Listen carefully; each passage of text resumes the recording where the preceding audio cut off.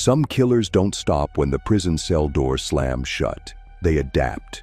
They turn toothbrushes into blades, mop buckets into traps, and trust into a weapon.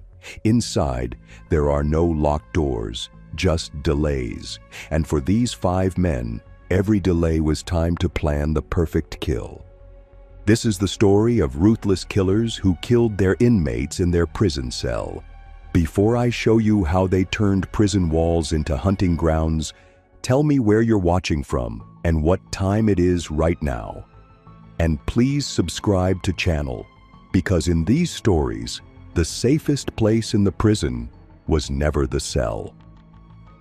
In 2014, inside Redstone State Penitentiary's high-security C block, Marcus Steele Vance already had a name that traveled faster than any guard's radio.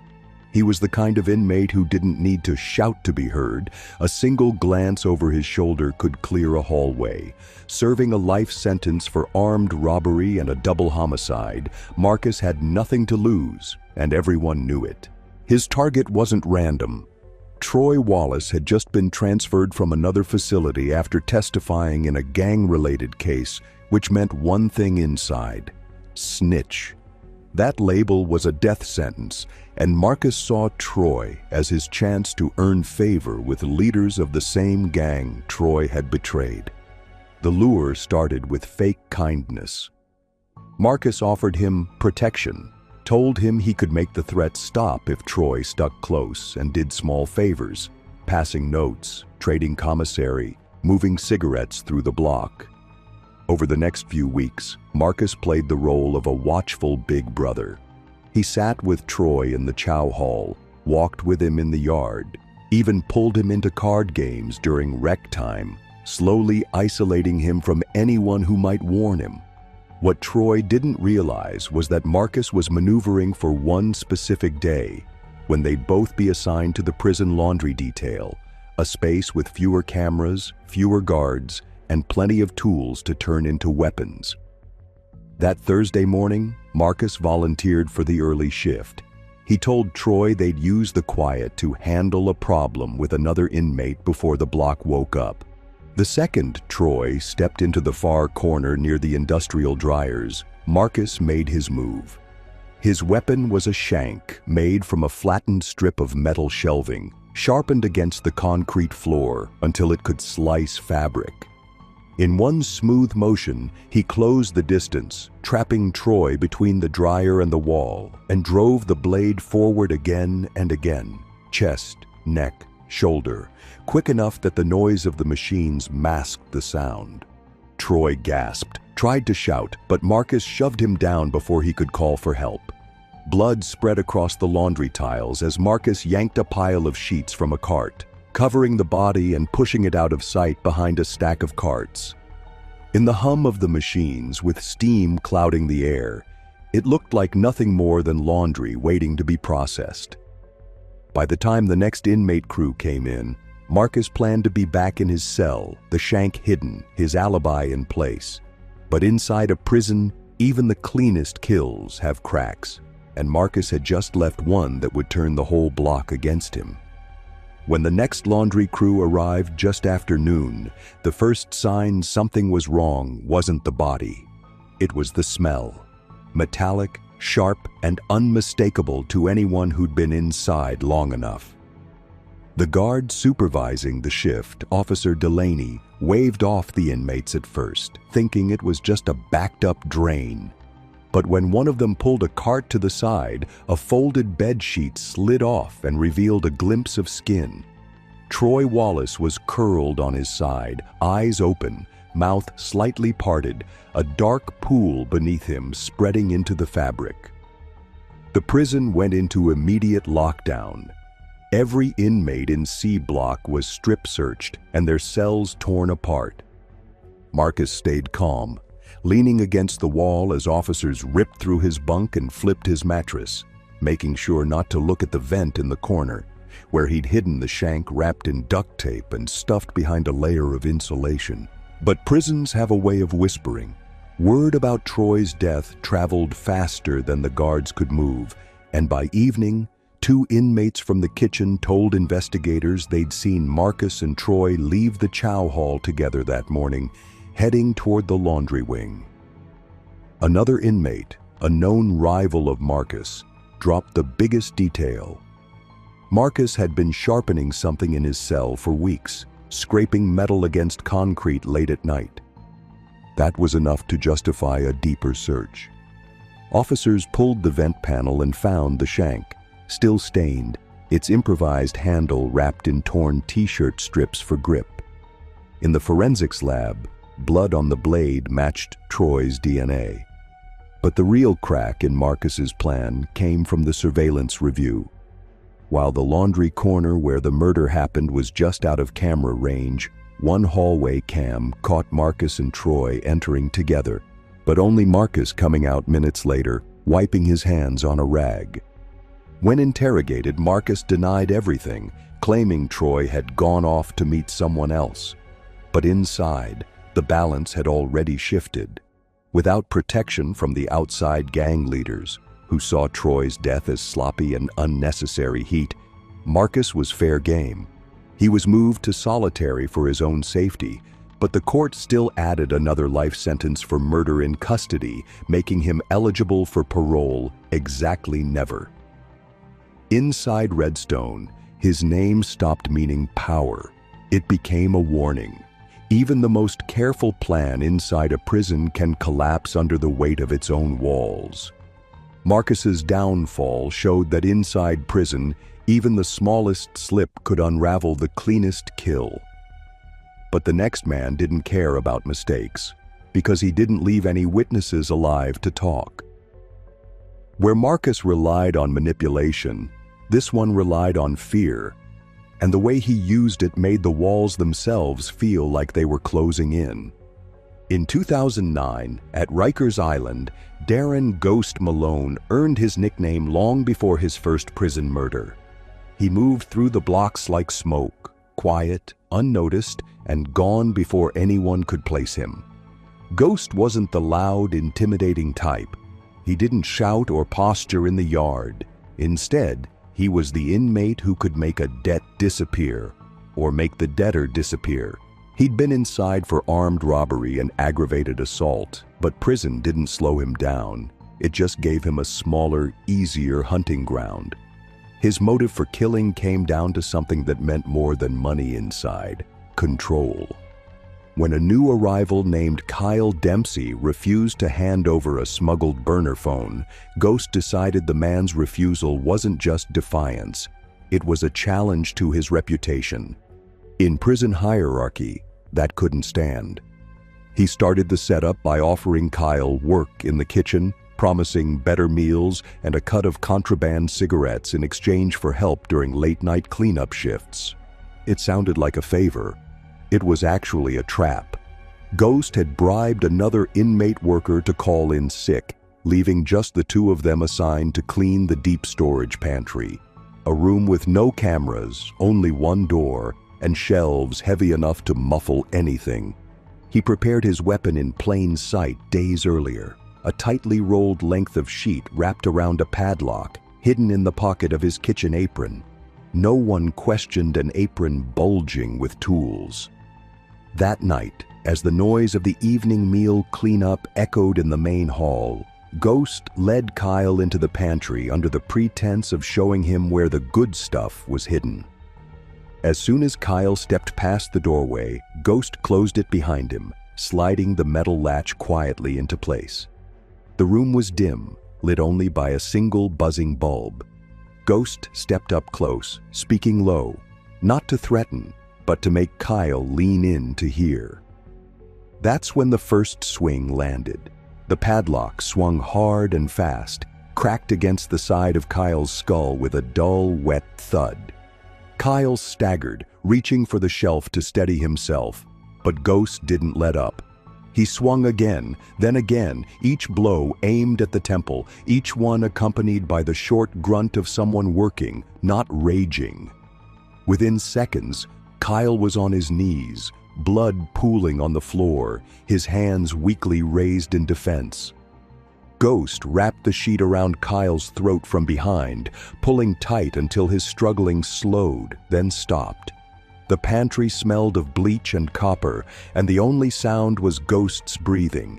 He worked quickly, sliding Kyle's body behind a lower shelf, stacking boxes of canned goods in front to hide it. He knew the night crew wouldn't restock until morning, and by then, the chaos of breakfast would buy him more time.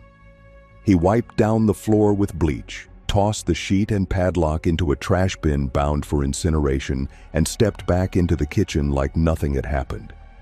By the time a guard noticed Kyle missing during morning count, Ghost was back in his cell, sitting cross-legged with a paperback in his hands. But in a place like Rikers, bodies have a way of showing up, and Ghost had just set the clock ticking toward his own. The discovery started not with a guard, but with the smell. In a prison kitchen, the air is always thick, with overcooked beans, fried grease, and disinfectant. But there's a difference between the heavy tang of bleach and the faint metallic sweetness of blood. On the morning after Kyle Dempsey's last shift, Officer Pratt was doing a routine walkthrough before breakfast prep when he noticed the pantry door slightly ajar. It wasn't supposed to be. That door was kept latched, always. He nudged it open with his boot and felt the stale air push past him, the light inside still buzzing from the night before. He didn't see the body at first. The stacked boxes of canned peaches hid most of Kyle from view. But as Pratt stepped inside, scanning the shelves for signs of contraband, he caught sight of a shoe. It was tilted oddly, the sole facing the wall instead of the floor. He reached for his radio, his voice flat as he called in a code blue to the control room. Within minutes, the room was flooded with officers, gloves snapping on, voices low and tense. They pulled the boxes aside and found Kyle crumpled against the wall, one side of his face caved in, his skin pale beneath the streaks of blood. The sheet around his neck was still knotted tight, stained dark from where it had cut into the skin. The warden ordered an immediate lockdown. Every inmate in the kitchen work program was pulled for questioning, lined up against the wall under the watchful eyes of COs gripping batons. Ghost stood at the end of the line, his expression unreadable, arms crossed loosely over his chest. He'd been through lockdowns before, most inmates had, and he knew that the fastest way to draw suspicion was to act nervous. So he didn't. He asked for water. He joked with the inmate next to him. He looked bored, but investigators were already piecing together the first thread that would start to unravel his plan. The kitchen work roster showed only 2 inmates assigned to the pantry cleanup that night, Ghost and Kyle. One was dead. The other was standing in front of them without a scratch on him, in a spotless jumpsuit. When they pulled Ghost into the interview room, they expected resistance. Instead, he leaned back in his chair and shrugged. "I was there," he said, "but I left before anything happened. Kyle was alive when I walked out." He claimed he'd gone straight to his cell, alone, and read until lights out. But the cameras told a different story. While there was no camera in the pantry itself, footage from the hallway outside showed Kyle following Ghost into the room at 9:17 p.m. The door didn't open again until 9:42, and only Ghost stepped out. He wasn't carrying anything obvious, but sharp-eyed investigators noticed the faint bulge in the pocket of his apron. The autopsy sealed the case tighter. The blunt force trauma matched the size and shape of a standard-issue prison padlock. And while Ghost's apron had been turned into the laundry, its pockets were still faintly dusted with white thread fibers, the same type used in prison-issued sheets. Forensics couldn't match the fibers definitively, but in a prison environment, circumstantial evidence like that stacked up quickly when paired with motive. And motive came easily here. Kyle had been caught with a smuggled phone during intake, but the COs never found it. Word on the block was that Ghost had wanted it, had offered protection in exchange, and Kyle had refused. In prison politics, that was enough to get you stabbed. In Ghost's case, bludgeoning was just quieter. Still, silence in a prison is never permanent. Within days, whispers began. An inmate from the laundry claimed Ghost had come in the night before, dropping a bundle of trash into the bin marked for incineration, a bundle that clinked when it hit the bottom.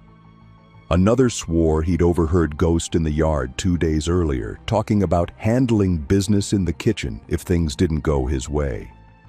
By the third day, the investigation wasn't about if Ghost had killed Kyle, but how to prove it enough for a conviction. That break came from an unexpected source, a rookie CO named Harris. Harris had been on pantry duty earlier that week and remembered seeing Ghost fiddling with a padlock during his shift, except it wasn't on a locker. It was in his hand, swinging like a weight as he wrapped a sheet around it, twisting it into a makeshift handle. At the time, Harris thought nothing of it. Inmates often played with harmless objects out of boredom.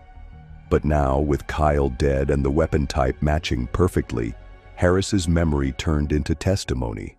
That, combined with the hallway footage and the missing 25 minutes inside the pantry, was enough to charge Ghost with first-degree murder. The trial was swift, swifter than most in custody cases.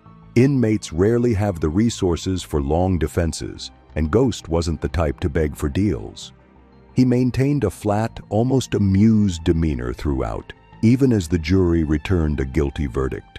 The sentence didn't add much to his life in prison, another 25 years on top of the 40 he was already serving, but it changed everything about how he lived inside. Ghost was transferred to a supermax unit, his kitchen privileges revoked permanently, his movement reduced to an hour in a cage for yard each day. In his absence, the control he'd built inside Rikers collapsed. Other inmates took over his rackets, his debts, his connections. His nickname, once whispered with a mix of fear and respect, became a punchline. And yet, the most chilling part was this: Ghost never denied killing Kyle. Not once. In one of his final interviews before transfer, when asked if he regretted it, he smiled faintly and said, "Regrets for people who lose." It was the kind of answer that lingered in the guards' minds, in the inmates' gossip, and in the files of every investigator who'd worked the case. Because in the end, Ghost hadn't just killed to take something from Kyle. He'd killed to remind everyone that even in a place built to contain violence, there are men who can still make it their own. Ghost's reign in the kitchen ended with a clanging cell door and a transfer slip stamped in red.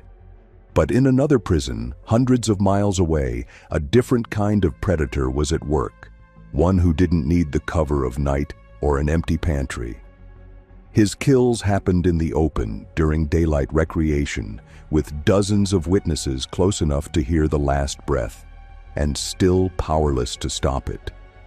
His name on the roster was Lawrence Kaine, but in the yard they called him the Warden's Shadow, not because he worked for the staff, but because he could be anywhere without being noticed until it was far too late. Lawrence had been serving a life sentence for a triple homicide since 2007, and after nearly a decade inside, he had mastered the rhythm of prison life. He understood the guard rotations, the blind spots in the cameras, the way an argument at one end of the yard could distract the entire security detail. To most inmates, Lawrence was quiet, polite, even helpful, the kind of man who would fix your radio, patch a tear in your uniform, or pass you a cigarette without asking for anything in return. But to those who knew his real history, that kindness was a lure. His killings on the outside had been surgical, deliberate, and eerily calm, and that same calm was about to spill into the prison walls. The victim, inmate Reggie Stokes, was a loudmouth, a braggart who had a habit of making enemies faster than friends. He'd been inside less than 2 years, but had already stepped on the wrong toes by trying to muscle in on the yard's betting racket. Lawrence had been running that racket quietly for 6 years, keeping the profits low-key to avoid staff attention. Reggie's attempt to take over wasn't just disrespect, it was a challenge to Lawrence's control. And in prison, control is survival. Lawrence didn't confront him immediately. Instead, he offered what looked like a peace offering, a spot on his team for the next basketball tournament. Reggie, not suspecting a trap, agreed. The games would be played in the main yard during afternoon rec, the perfect stage for what Lawrence had in mind. The day of the game, Lawrence made sure his team arrived early. He positioned Reggie as the point guard, knowing it would keep him in constant motion and surrounded by other players. In his waistband, beneath his tucked-in shirt, Lawrence carried his weapon, a sharpened metal rod filed down from a piece of the weight bench, no thicker than a pencil, but with a point that could punch through skin and muscle like paper. He'd wrapped the base in cloth so it wouldn't slip in his hand, and he'd practiced the motion over and over, quick upward strikes that could pierce vital organs in under a second. The plan was simple.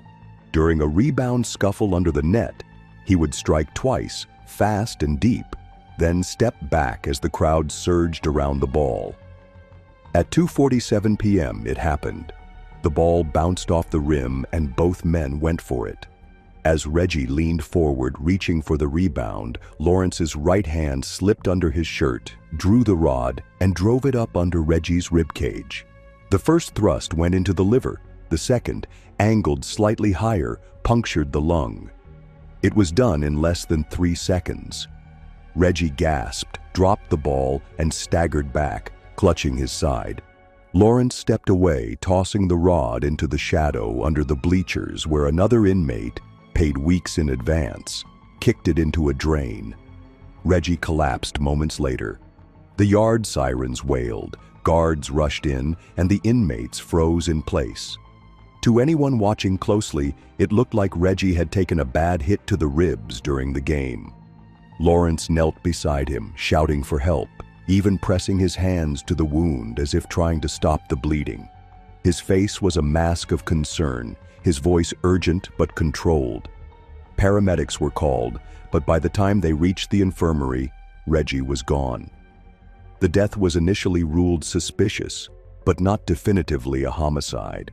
No weapon had been found, and the autopsy suggested a penetrating wound from a thin object, possibly a piece of the bleachers or even a sharpened toothbrush.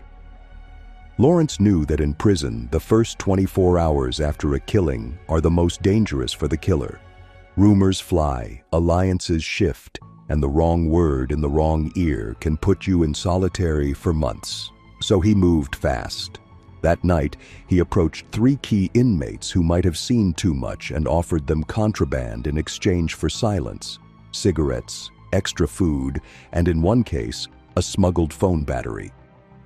By morning, the yard was buzzing with 3 different versions of the story. One claimed Reggie had been shanked by someone in the rival block.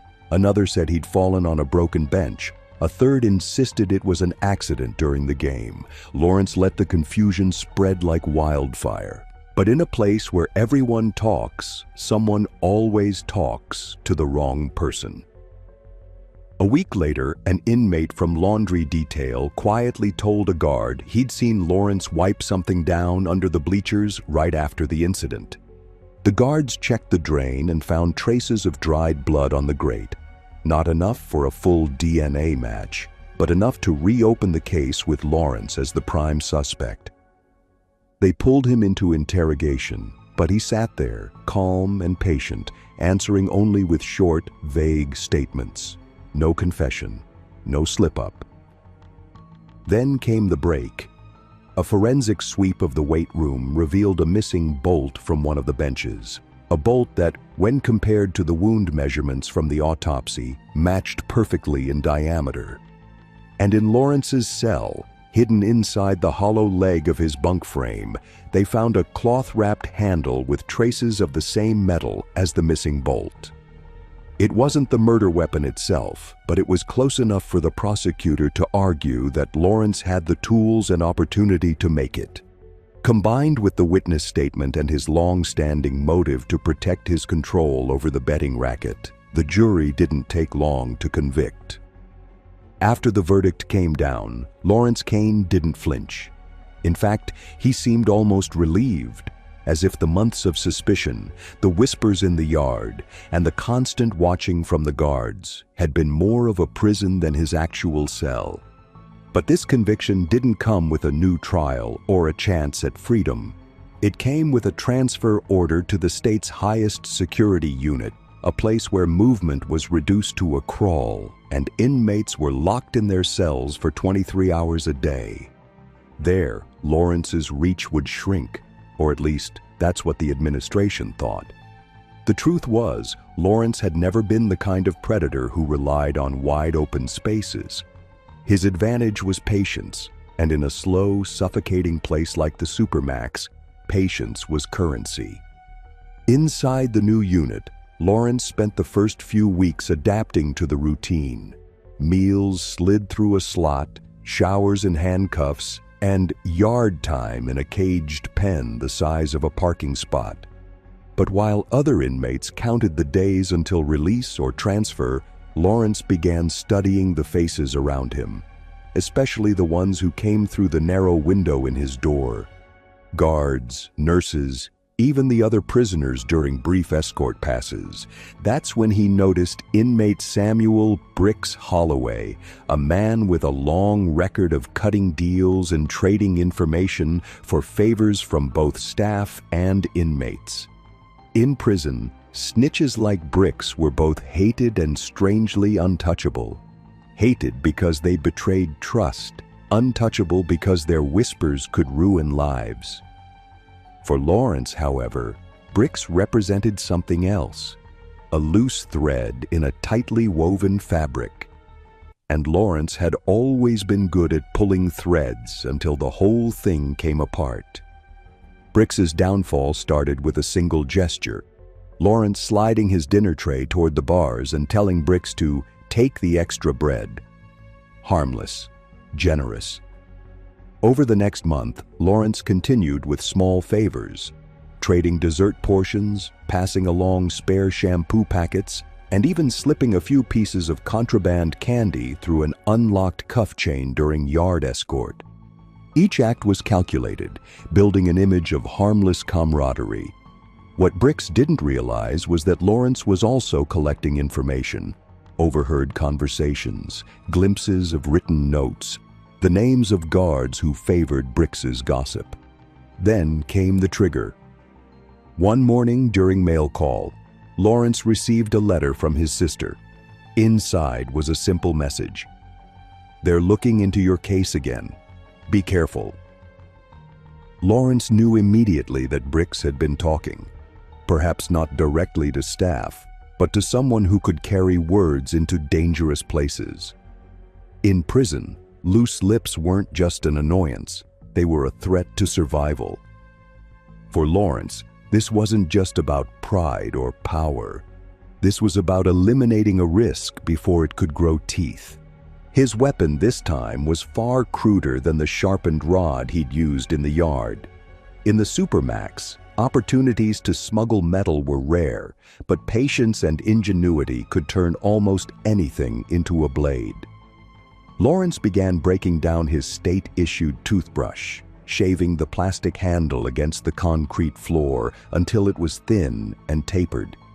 The bristles were removed, replaced with a melted-down mixture of toothpaste and salt to form a hardened grip. He spent nights slowly sharpening the end against the metal frame of his bunk, careful to muffle the sound with his blanket. The result was a crude shank, less elegant than his last weapon, but no less lethal. The chance came during shower rotation. Bricks and Lawrence shared the same time slot, each escorted by a separate guard but placed in adjacent stalls, separated only by a low metal divider. As the water pounded against the tile, Lawrence waited until the guard's back was turned, then leaned over the divider and struck downward. The first blow sliced across Bricks's neck, the second drove deep into his shoulder. Bricks gasped, his hands flying up instinctively, but the force of the water masked the sound of the struggle. Lawrence held him against the wall for several seconds, ensuring the job was done, before letting him collapse onto the wet floor. The guard turned only when the water pooling around the drain turned red. The alarms blared, the showers were shut off, and Lawrence was pulled out, drenched and silent. As they dragged him back to his cell, his expression was the same calm mask he'd worn during every interrogation. Unreadable, unshaken, almost bored. Bricks was declared dead within minutes, and the weapon was found floating near the drain, still streaked with blood. The investigation into Bricks's death was shorter than the one into Reggie's.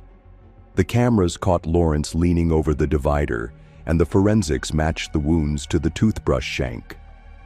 Combined with the fact that no one else had been in position to strike, the case was airtight. Lawrence was handed another life sentence on top of the one he was already serving, a symbolic punishment, since he'd never see the outside again. But in the unwritten rules of prison, the verdict meant more than just legal closure. It cemented Lawrence's reputation as someone who could kill anywhere, under any circumstances, no matter how tight the security. Yet his story was not unique. For every Lawrence Kaine, there's another inmate somewhere else, turning the walls and routines of prison into the perfect cover for murder.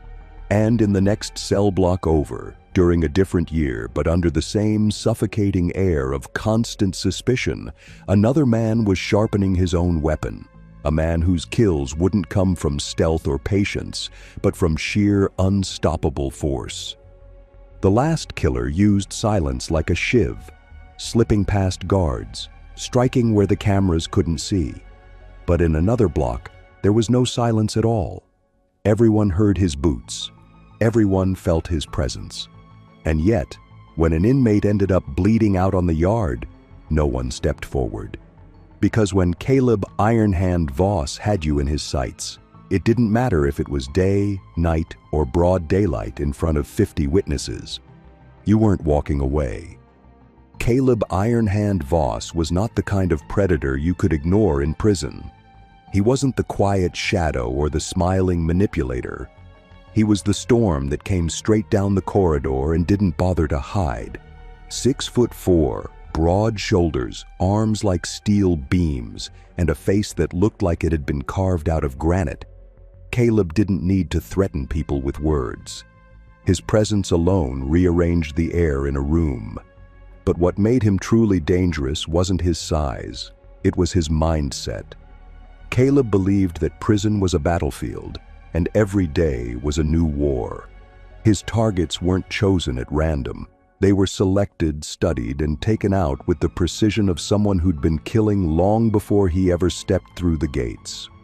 Caleb's journey into prison started in 2010 when he was convicted of armed assault, aggravated battery, and weapons trafficking. The sentence was 25 years, but it was an open secret among inmates that he had bodies on his record, none of which the courts could prove. From the moment he arrived at North Point Correctional, he sized up the place like a general mapping enemy territory. The guards noticed him almost immediately because he didn't flinch, didn't break eye contact, and didn't try to blend in. The inmates noticed him for another reason. Caleb never backed down. Not from debts, not from threats, not from anyone. His first kill behind bars wasn't driven by rage or impulse, it was a calculated execution. The victim, Lionel "Quick" Ramsey, was a small-time dealer who'd been running a scam, selling bunk contraband cigarettes made from dried leaves and tea. Normally, Caleb wouldn't care about petty hustles, but Lionel made the mistake of selling those fake cigarettes to one of Caleb's crew members and then mocking him in the yard. In prison politics, mocking someone in your circle is mocking you directly. For Caleb, that was a line you didn't cross. Over the course of a week, Caleb approached Lionel like a man looking to settle differences. He offered him a couple of real cigarettes, let him tag along to the weight benches, and even shared part of his commissary. It was all theater, a lure to make Lionel believe the threat had passed. Meanwhile, Caleb was building his weapon. He had access to the prison workshop where inmates repaired metal furniture and fixed cell doors. It was there, in the noise and chaos of the shop, that Caleb found a broken steel chisel. He smuggled it out by sliding it down his boot, and over the next few days, he filed it to a needle-sharp point against the rough concrete floor under his bunk. To make it easier to grip, he wrapped the handle with strips of denim torn from an old prison jacket. It wasn't fancy, but it was lethal. The killing happened on a Thursday morning during yard time. The guards had their eyes on a scuffle near the basketball court, which was exactly the distraction Caleb had been waiting for. He walked with Lionel toward the far corner of the yard, a stretch of cracked pavement behind the storage shed where the cameras didn't reach. They stopped, and Lionel leaned against the wall, thinking they were about to talk. Caleb stepped in close, speaking low enough so only Lionel could hear. Witnesses later said it looked like Caleb was whispering a secret. In reality, it was the last thing Lionel ever heard. "This is for laughing at me." The first strike was aimed high, the chisel driven up under the rib cage, puncturing the lung. Lionel gasped, but Caleb's left hand clamped over his mouth. The second strike went in lower, severing arteries in the abdomen. Lionel's knees buckled, but Caleb didn't let him drop. He held him upright against the wall, delivering a third and final thrust straight into the heart. Lionel's body went slack instantly. Caleb stepped back, letting him slide silently to the ground, shielded from view by the shed. Disposal in prison is different from the outside world. There's nowhere to hide a body for long. Caleb didn't try. He wiped the chisel on Lionel's shirt, tucked it back down his boot, and walked calmly toward the pull-up bars as if nothing had happened. By the time the guards realized Lionel wasn't moving, Caleb was halfway across the yard, blending into the mass of inmates doing calisthenics. The weapon would later be found buried in a patch of dirt near the weight benches, but by then, Caleb had already cleaned himself up and disposed of the denim wrapping in a laundry cart headed for incineration. The investigation was complicated by the inmate code of silence. No one volunteered information, and those who were asked claimed they hadn't seen a thing. The lack of camera coverage near the shed worked in Caleb's favor, but his reputation didn't. The guards knew he had the skill, the motive, and the lack of hesitation to pull it off. They moved him to segregation pending investigation, but without a direct witness or forensic match, they couldn't make the charges stick. But Caleb wasn't done. If anything, the kill had cemented his control over the yard. Other inmates gave him space, knowing that an insult, a debt, or even a casual slight could end with a chisel under the ribs. His violence wasn't random. It was deliberate, methodical, and always calculated to send a message. And when the next opportunity came, it would prove that Caleb Ironhand Voss didn't just kill to settle scores. He killed to remind everyone exactly who owned the block. If Lionel's murder had been a precision strike, Caleb's second kill was a public demonstration, a calculated act meant to prove he could end a life in full view and still walk away untouched. It came 3 months later, in the middle of what was supposed to be a routine workday in the prison metal shop. By that point, Caleb's legend had grown. New inmates whispered his name in the showers. Veterans made sure not to cross his path, and the guards kept him under a kind of loose surveillance, always aware of him, but never with enough evidence to lock him down permanently. That balance was what Caleb thrived on, being feared but untouchable. The target this time was an inmate named Darius Two-Step Holden, a wiry, jittery man in his late 20s with a long history of theft, hustling, and lying to anyone who'd listen. Darius's fatal mistake wasn't money or even disrespect. It was betrayal, the kind that, in prison, is worse than either. Caleb had been running a black market exchange with a small crew, trading contraband smuggled in through corrupt kitchen staff. The system worked like clockwork until Darius, who'd been allowed into the circle, used the setup to pass information to a rival crew in exchange for protection. That protection didn't last long. Word got back to Caleb in less than 48 hours, and Darius's days were numbered. Caleb didn't come at him right away. He understood that killing too soon could make him look desperate, and desperation wasn't his style. Instead, he let Darius sweat. He offered him small favors: a spot in line for the showers, a seat at the metal shop bench, the kind of gestures that would make Darius think he'd been forgiven. What Darius didn't realize was that each of those moments gave Caleb the perfect opportunity to study his habits, his posture, the way he carried himself when he thought no one was watching. Caleb noticed something. Darius kept his head down when walking past the press machine, a massive piece of equipment that punched holes in metal plates. It wasn't fear, it was awareness. Darius knew the machine could kill if used wrong, and that told Caleb exactly where the kill should happen. The weapon this time wouldn't be smuggled in. It would be built right there in the shop. Caleb took an old flathead screwdriver, the kind used for disassembling bolts, and ground the tip down into a jagged edge using the shop's bench grinder. The grinding wheel shrieked, sending sparks into the air. But in the noisy chaos of the shop, no one gave it a second thought. He wrapped the handle in cloth soaked with melted soap to make it sticky and easier to grip. The finished tool was short, sharp, and perfect for what he had in mind: quick, deep stabs in confined spaces. On the day of the killing, Caleb made sure to be assigned to the same shift as Darius. It was a Friday morning, the air heavy with the smell of oil and metal shavings. Guards rotated in and out of the shop floor, their attention divided between paperwork and the slow-moving assembly line. Caleb worked his way to the press machine, just as Darius approached with a stack of metal plates.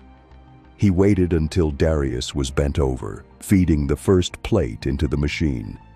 That's when Caleb moved. The first strike came in low, under the rib cage, angled upward to puncture the diaphragm. Darius made a choked sound, but before he could pull back, Caleb's left hand grabbed a fistful of his prison shirt and yanked him forward. The second strike went into the kidney, the jagged screwdriver tearing muscle and rupturing blood vessels. Darius tried to twist away, but Caleb shoved him chest first toward the press machine, pinning him there with the weight of his body. The third and final strike was aimed directly between the shoulder blades, driving the point in deep enough to nick the heart. The kill took less than 10 seconds. Caleb released him, letting Darius slump forward onto the machine. From a distance, it looked like an accident, a worker collapsing on the job. The noise of the press masked the sound of the strikes, and for a few seconds, no one noticed anything wrong. Caleb calmly placed the screwdriver on a nearby workbench, picked up a fresh metal plate, and fed it into the press like nothing had happened. But disposal, even in a place like this, left traces. Caleb's cloth-wrapped handle was found later in the drain under the shop sink, the fabric still stained faintly red despite his efforts to wash it. The real problem for Caleb wasn't the weapon, it was the witnesses. This time, one of the younger inmates had seen everything from the reflection in the polished metal of the machine. He didn't speak up immediately, but when investigators offered a transfer to a lower security facility in exchange for testimony, his silence broke. Caleb was pulled from the shop that afternoon and sent directly to the special housing unit. For weeks, he denied everything, claiming Darius had been careless and tripped into the press. But the physical wounds told a different story. 3 punctures, all in precise kill zones, were not the result of an accident. The testimony from the witness sealed it. In 2014, Caleb Ironhand Voss was charged with second-degree murder inside the facility, his life sentence effectively guaranteed. Even then, he didn't lose his composure. When the verdict came down, he smirked at the courtroom, as if to say they'd only caught him because he allowed it. And maybe that was true. Or maybe Caleb had finally misjudged just how closely the walls were closing in. Either way, his reign as the yard's most feared predator was over. But in prison, when one storm passes, another is already building on the horizon. Caleb's conviction should have been a warning, proof that even the most feared man on the block could fall if one set of eyes caught the wrong thing. But fear has a way of creating shadows, and in those shadows someone else was already moving. This one didn't kill for territory or revenge. He didn't care about black market trades or prison politics. His motive was quieter, stranger. He killed because he wanted to watch the light leave someone's eyes, and he didn't care if it was in the middle of the night or in front of the entire tier. His name was Mason Hollow Crane, and in a place full of lifers, he found a way to make eternity feel shorter. Mason Hollow Crane didn't arrive in prison with the usual reputation. He wasn't a gang enforcer, a hitman, or a career criminal with a rap sheet that read like a war record. On paper, he was an armed robber who'd taken a plea deal after a botched convenience store stick-up in 2009. But in reality, Mason was something much darker, the kind of man who didn't need power or money to kill. He only needed proximity. And in a high-security prison where proximity to other dangerous men was constant, Mason had more opportunity than most could imagine. From the first day, he blended in, quiet, compliant, and seemingly harmless. Guards liked him because he kept to himself. Inmates ignored him because he didn't try to climb the ladder or prove himself. That invisibility was his weapon, and he knew it. His first target wasn't someone who had wronged him. It wasn't even someone he knew well. It was an inmate named Freddie Sticks Malone, a lanky 35-year-old doing 15 years for aggravated assault. Freddie's only mistake was that he was injured, a healing rib fracture from a yard fight that left him moving slower than usual. Mason noticed. He noticed the way Freddie leaned on the railing of the upper tier, the way he favored one side when walking to chow, and he saw opportunity in that weakness. Mason's method of luring victims wasn't the usual intimidation or threats. He went the opposite route, offering something in a place where trust was currency. He'd quietly share commissary snacks, offer to swap cleaning duties, even lend out his reading material. With Freddie, Mason offered to help him smuggle in painkillers. It wasn't true. Mason had no connection to the infirmary, but Freddie believed him. Over a week, Mason kept the lie alive, asking about the pain, offering tips on hiding pills, promising he could make it happen if Freddie met him in the laundry room during the late shift, when only 2 inmates were assigned and the guard's attention was usually elsewhere. The laundry room was a perfect kill zone. It was hot, loud, and full of industrial machines that could mask sound. Mason had spent days scouting it, figuring out blind spots in the security cameras and timing the guards' walk-by checks. For a weapon, he chose something improvised but deadly, a length of heavy-duty laundry cord used for tying bags, with a steel washer tied to one end. It was long enough to loop around a neck, and the washer acted as a weight to tighten the pull instantly. He carried it into the laundry room hidden in his waistband, the cord tucked flat against his skin. Freddie arrived limping, carrying a small bag of dirty uniforms.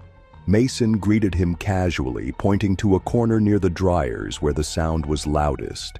He claimed he had the pills hidden in a bag behind one of the machines. As Freddie stepped closer, Mason moved behind him, the cord already looped and ready.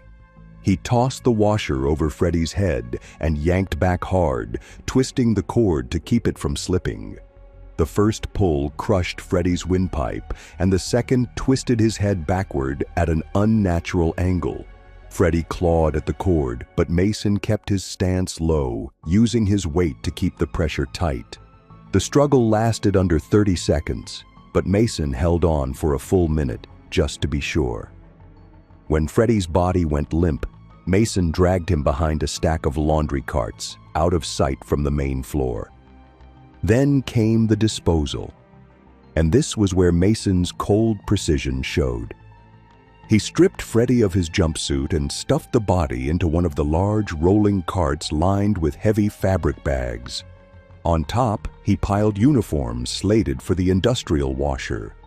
The cart was wheeled into the far end of the room, where a massive hot water machine was churning through other loads. Mason waited until the room was momentarily empty, then shoved Freddy's body into the washer's open drum, dumping uniforms in after him. He closed the heavy door, set the cycle for maximum heat, and walked away. The machine ran for over an hour, the boiling water and constant agitation breaking down tissue and leaving the body in a state that could easily be mistaken for post-mortem decomposition from heat. By the time guards found Freddy, the body was unrecognizable, bloated, skin sloughing from the bone.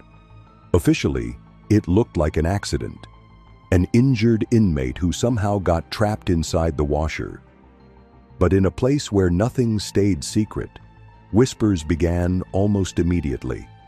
Some claimed they'd seen Mason leaving the laundry room alone. Others swore they heard muffled choking sounds just before the machine started. Mason didn't panic. He spent the next days acting as though nothing had happened, playing cards, reading, and nodding politely to guards. But his invisibility had taken a hit.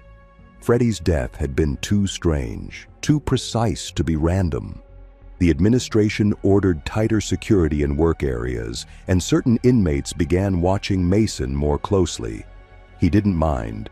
To him, suspicion was a challenge. It meant he'd have to be even smarter next time. And there would be a next time. For most men, one killing inside prison would be enough to either satisfy the urge or scare them into never trying again. But for Mason Hollow Crane, Freddy's death only deepened something. Not a hunger, exactly, but a fascination.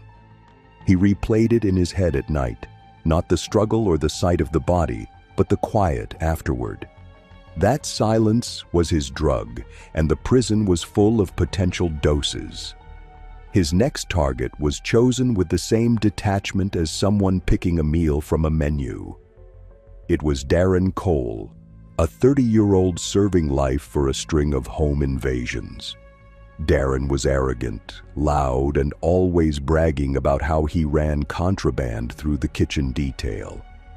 To Mason, Darren wasn't a threat or an enemy. He was simply accessible.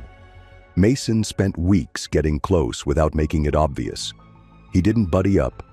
Instead, he became a fixture nearby. In the yard, he'd take the bench opposite Darren's table. In the chow hall, he'd be a few steps behind him in line.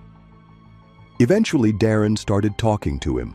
A few jokes, casual remarks. Mason kept his responses short, just enough to be remembered without being memorable. When the opportunity came, it came fast.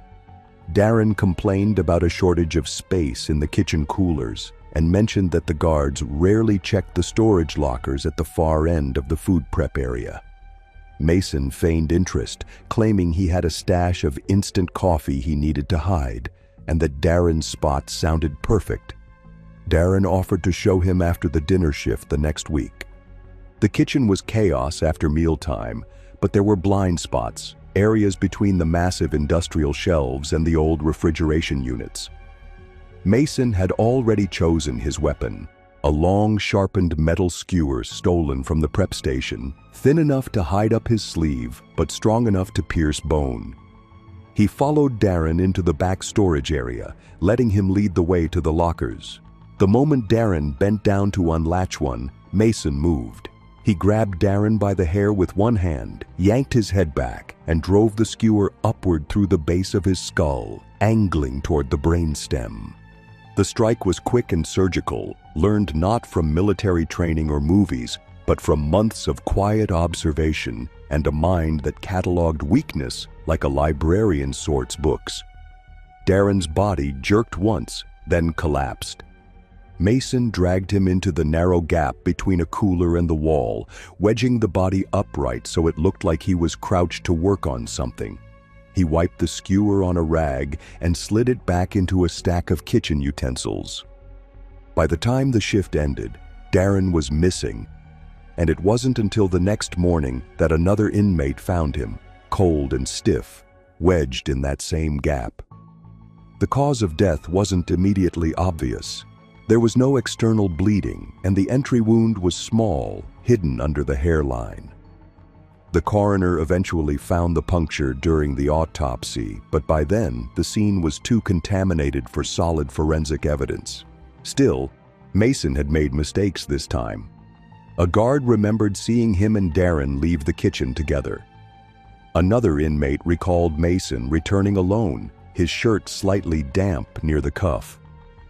Whispers turned to open suspicion, and this time the administration wasn't willing to write it off as bad luck. Mason was moved to segregation, pending investigation, but in reality it was protective custody. Not for him, for everyone else. Inmates began threatening to take him out before the guards could. He had become too dangerous, too unpredictable. The investigation was slow but methodical. Prison security pulled hours of footage, noting Mason's presence near both crime scenes. His work logs put him in the laundry the day Freddie died, and in the kitchen during Darren's shift. Forensics teams re-examined both bodies, and while there was no DNA, the pattern was there. Isolated locations, improvised weapons, minimal noise, maximum efficiency. Eventually, a snitch sealed Mason's fate. An inmate who claimed Mason had described the killings in eerie, detached detail, not as confessions, but as observations. Like he was talking about fixing a watch, the snitch told investigators. In 2013, Mason was charged with 2 counts of murder on top of his original sentence. He was transferred to a supermax facility, placed in permanent solitary confinement. To this day, he has never admitted to the killings, never explained why he did it, and never shown remorse. But the pattern remains burned into the memory of every inmate who shared space with him. Mason never raised his voice, never rushed, never seemed angry. He simply chose you, waited for the right moment, and made sure you never saw it coming. Some killers hide in alleys, some hide in forests, but the worst ones hide in plain sight, behind bars, in a place already full of danger. Because in prison, you can't lock the door, and you can't walk away. And sometimes the most dangerous person in the cell block is the one the guards think they've already caught.